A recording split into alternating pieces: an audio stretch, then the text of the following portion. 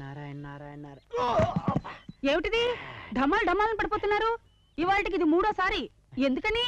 నీకు 3 ముళ్ళు వేసిన కర్మానికి ఇక లాభం లేదు. ఇలా పిచ్చి ముళ్ళు వేసుకుని నీతో పాటు వ్రతభంగం చేస్తే నా మీద ఒట్టే.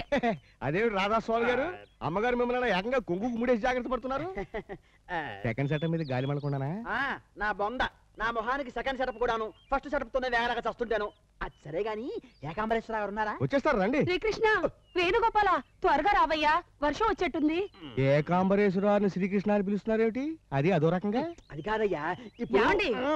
త్వరగా ఒక గోవర్ధన పర్వతం తీసుకురండి, నా స్వామి తడిసిపోకుండా. గోవర్ధన పర్వతమా? మార్కెట్ లో గోవర్ధన పర్వతాలు అయిపోయాయిట. గొడుగులున్నాయి, తెప్పిస్తాను, నువ్వు ఉండు. ఏడి అమ్మగారి గురించే టెన్షన్. నేను చెప్తాను కదా, ఏమీ లేదయ్యా. దానికి సాధువులన్నా స్వాములన్నా పిచ్చి భక్తి కదా. ఆ మధ్యనెవరో మధుర స్వాముల వారట, ఆయన వచ్చారు. ఆయన దగ్గర కృష్ణోపదేశం పొందింది అంతే. అప్పటి నుంచి 24 గంటలు ఆ కృష్ణుడితోనే భ్రమ. ఆయనతో మాట్లాడుతుంది, పాడుతుంది, నవ్వుతుంది. ఒకటేమిటి నా కర్మ కర్మ కర్మ కర్మ. అందుకోసమేనా ఇలా కొంగు ముడేసి జాగ్రత్తగా వెంట తీసుకొస్తున్నారు? అది ఇంకో కర్మ. అదేం కర్మ? చెప్తా. ఇప్పుడు మా పెళ్లి శుక్రవారం నాడు జరిగింది కదా. 22 శుక్రవారాల పాటు భర్తను కొంగు ముడేసుకుని తిప్పితే ఆ దాంపత్యం 100 ఏళ్ల పాటు శోభాయమానంగా వర్ధిల్లుతుందని ఎవరో చెప్పి తెచ్చారట. అప్పటి నుంచి శుక్రవారం ఇలా ముడేసుకుని వెంటేసుకుని చంపేస్తోంది. ఏమండి, మనం ఇక్కడ ఎంతసేపు ఉంటాం? ఎందుకుట? వెంటనే వ్రేపల్లి వెళ్ళాలి. ఏమిటో? ఎందుకో స్వామి ఒకటే మన్ను తింటున్నారట. అలా తింటే లివర్ దెబ్బ తినిపోదండి. అలా తిందమ్మా. మన్ను తినంగానే శిశువునో ఆకుంటిలో వెరినోని తనే తేల్చి చెప్పేశాడు. ఏమీ లేదు, సోమవారం శుభ్రంగా ఉన్నారు. నేను ఇప్పుడు ఎక్కడి నుంచి వస్తున్నాను.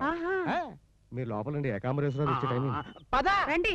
బాబా, కొంతమంది సినిమా యాక్టర్లు షూటింగ్ ఉన్నా లేకపోయినా ఇగ్గెట్టుకుని మేకప్ వేసుకుని పెద్ద డిమాండ్ ఉన్నట్టు బిజీగా తిరుగుతారు. నిజమేనా? ఇప్పుడు నన్ను చూసి ఆ ప్రశ్న ఎందుకు వేయాల్సి వచ్చిందిరా? ఏం లేదు బాబు, తమరు ఇలా నల్ల కోట్ వేసుకుని పొద్దుగాలే టెన్షన్ గా కోర్టుకెళ్ళి అక్కడ బయట చెట్ల కింద బల మీద కూర్చుని సాయంకాలం టెన్షన్ గా ఇలా వచ్చేస్తుంటే చూసే వాళ్ళందరూ వచ్చి వీరికి ఇంత ప్రాక్టీసా అని.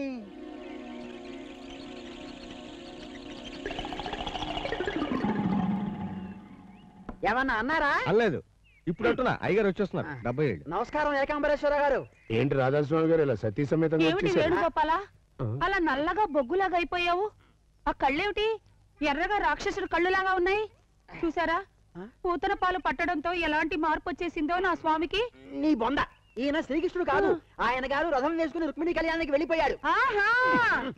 ఈయన గారు ఏకాంబరేశ్వరరావు గారు మన లాయరు. ఎందుకట్లా అరిచేస్తావు? మిషన్ పెట్టుకున్నా కదా. ఎంజాయ్ చేశా. దీని సంగతి తర్వాత చెప్తానండి. ఇంతకీ నేను ఎందుకు వచ్చానంటే, మా నాన్నగారు కీర్తిశేషుడు రంగస్వామి గారి పేరుతో ఒక కాలేజీ పెట్టాను కదా. విన్నానయ్యా, హయగ్రీవరావు చేతిలోనే కదా పెట్టావు. మనకి 2 కళ్ళు ఉంటేనే అన్ని సరిగ్గా చూసుకోలేకపోతున్నా. ఒంటిగన్నోడు ఏం చూసుకుంటాడని ఆడి చేతిలో పెట్టావు. అందుక మా కాలేజీ రిజల్ట్స్ అంతంత మాత్రంగానే ఉంటున్నాయి. ఇప్పుడు వాడిని వదిలించుకోవడం ఎలా? చాలా కష్టం. నీకు ఎంత కావాలంటే అంత తీసుకో. కానీ ఆ కాలేజీ మొత్తం తన సొంతం అయ్యేట్టుగా చూడమని కాళ్ళు ఏళ్ళు పట్టుకుని బతిమాలుతున్నాడు. నల్ల డబ్బు ఉంది కదా అని వాడి పేరు పెడితే హారిపేనుగా. ఇప్పుడు ఇంకా కాళ్ళు పట్టుకునే ఉన్నాడా, వదిలేశాడా? నేనెందుకు వదలనిస్తాను? 50,000 చేదా? ఇదిగో వాడేమో వెనకాతల ఉండి గోతులు తవ్వుతున్నాడా, నువ్వేమో ముందుండి సహాయం చేస్తున్నావా? ఇది చాలా అన్యాయం ఏకాంబరం. నేను లాయర్నయ్యా. అవసరమైతే కాకిని చూపించి కొంగని వాదించి నమ్మించి డబ్బు తీసుకునే గోత్రం నాది. శ్రీకృష్ణ, వేణుగోపాల, ఇది అన్యాయం స్వామి. సత్యభామకి పారిజాతం, రుక్మిణికి తులసి మొక్కనా? ఏమండి, మీరు లాయర్ కదా, రుక్మిణీదేవికి కూడా పారిజాతం ఇప్పించరా?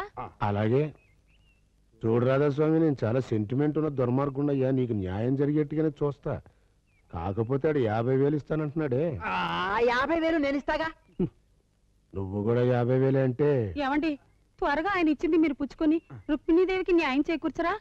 అలాగేనమ్మా, నీకు అలాగేనయ్యా. ఆవిడ ముఖం చూసి ఆ 50,000 ఖాయం చేసుకో. థ్యాంక్స్. కాకపోతే నేను చక్రం తిప్పుతూ వెనకాల ఉంటాను. నువ్వు ఆ ఒంటికన్నోడి దగ్గరికి వెళ్ళి ఏమీ తెలియనట్టు అసలు ఈ కాలేజీ ఎట్ట ఎందుకుంది, దీని కథ ఏంటి, కమామిషి ఏంటి అని జాగ్రత్తగా రాబట్టు.